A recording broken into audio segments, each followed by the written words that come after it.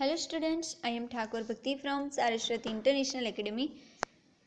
Friends, today we are going to learn in Standard 11 subject English. Today's our topic is Supplementary Reader Read 12 3 rays.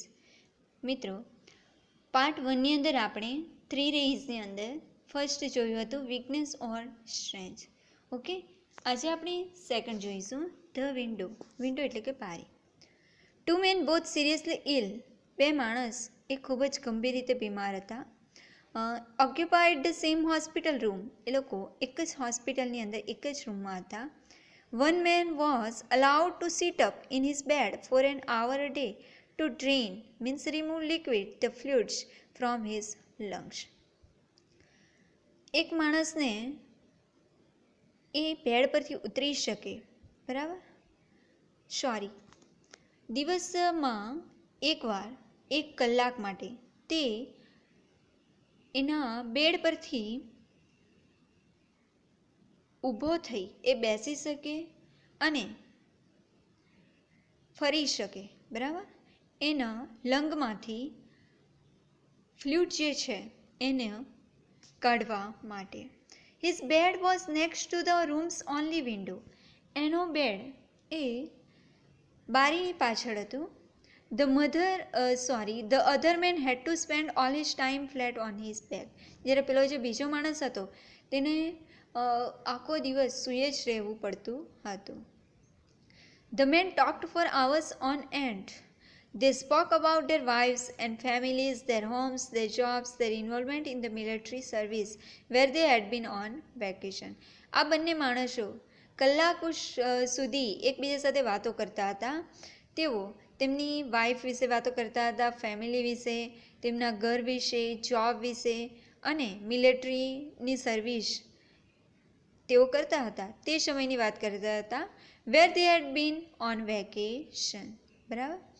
And every afternoon when the man in the bed next to the window could sit up. દરરોજ બપોરના સમયે પેલો વિન્ડોની પાછળ જે રહેતો માણસ તે ઉઠી શકતો હતો, બરાબર. He would pass the time by describing to his roommate all the things he could see outside the window. હવે જે માણસ પથારીમાંથી બેસી શકતો હતો તે વિન્ડોની બહાર જે વસ્તુઓ છે તેનું એને વર્ણન કરતો હતો. પેલા જે સૂતેલા માણસ છે તેને. The man in the other bed would live for those 1 hour periods where his world would be broadened and lived, means made something more interesting by all the activity and color of the outside world. હવે આ 1 કલાક જ્યારે પેલો માણસ પેલા સૂતેલા માણસને બધી વસ્તુઓ વિશેનું વર્ણન એને કરતો હતો ત્યારે પેલા સૂતેલા માણસને 1 કલાક એ જાણે જીવન જીવ્યો હોય એવું લાગતું હતું અને એ ખૂબ જ એના માટે બ્યુટીફુલ આવર હતો. The window overlooked a park with a lovely lake. The man had said. પેલા માણસે કહ્યું કે વિન્ડોની બહાર એક પાર્ક છે અને એની અંદર ખૂબ જ મજાનું એવું સુંદર તળાવ છે. Ducks and swans played on the water while children sailed their model boats. એ લેકની અંદર ડક્સ છે, બતક છે અને હંસો છે જેઓ તરી રહ્યા છે અને જ્યારે બાળકો ત્યાં છે તેઓ એમણે જે મોડલ બોટ્સ બનાવી છે તે અંદર સેલ્ડ કરે છે. Lovers walked arm in arm amid the flowers of every color of the rainbow. Grand old trees graced means made beautiful the landscape. ત્યાં એક મોટું ઝાડ છે એ ત્યાંની લેન્ડસ્કેપને વધારે બ્યુટીફુલ બનાવે છે. And a fine view of the city skyline could be seen in the distance. As the man by the window described all this in exquisite detail, the man on the other side of the room would close his eyes and imagine the picturesque scene. હવે પેલો જે બેસેલો માણસ છે એ પેલાને બધી જ વસ્તુઓ વિશે સમજાવે છે ત્યારે સૂતેલો માણસ જે છે એ આંખો બંધ કરીને એ બધી વસ્તુનું ઇમેજિન કરે છે. One warm afternoon, the man by the window described a parade passing by. Although the other man could not hear the band, he would see it in his mind's eyes as the gentleman by the window portrayed it with descriptive words. One warm afternoon, એક બપોરે, the man by the window described a parade passing by. ત્યાંથી એક parade જતી હતી તે describe કરે છે. Although the other man could not hear the band, પરંતુ પેલો બીજો માણસ એ બેન્ડનો અવાજ સાંભળી શકતો નથી. He could see it in his mind's eyes. હવે એના માઇન્ડથી ફક્ત જોઈ શકતો હતો. As the gentleman by the window portrait it with descriptive words. જેવી રીતે પેલો માણસ વર્ણન કરતો હતો તે રીતે એના આંખોથી કલ્પનાથી જોઈ લેતો હતો.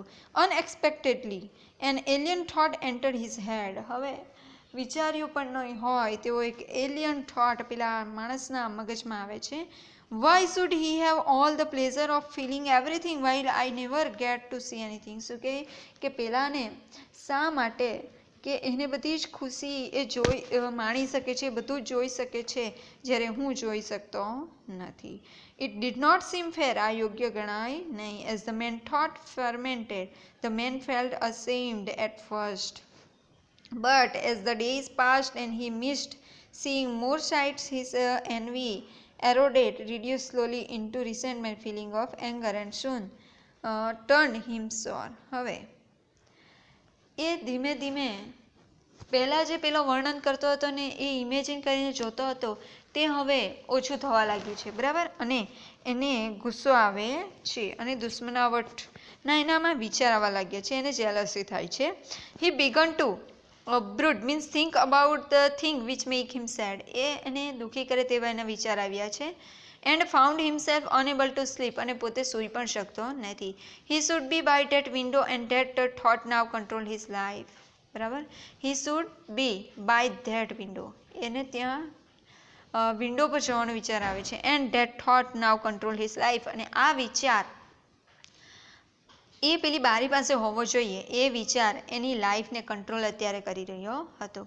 લેટ વન નાઇટ, એક રાત્રિએ, as he lay staring the ceiling, the man by the window began to cough. હવે એક રાત્રિએ પેલો વિન્ડો પાસે જે માણસ હતો તે કફ કરી રહ્યો છે, ખાંસી આવે છે.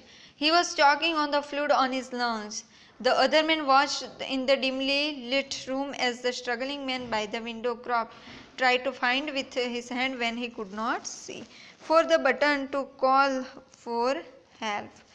હવે પેલો માણસ ને હવે તકલીફ વધી છે, તેથી એ દવાખાનામાં જે રૂમમાં આપણે બટન હોય, ઇમરજન્સી બટન, બરાબર, કોઈક નર્સ કે ડૉક્ટરને બોલાવવું હોય ત્યારે યુઝ કરીએ તો એ બટન દબાવે છે. Listening from across the room, he never moved, never pushed his own button which would have brought the nurse running. એ દબાવી પણ શકતો નથી. ઇન લેસ દેન 5 minutes, 5 જ મિનિટમાં, the coughing and choking stop.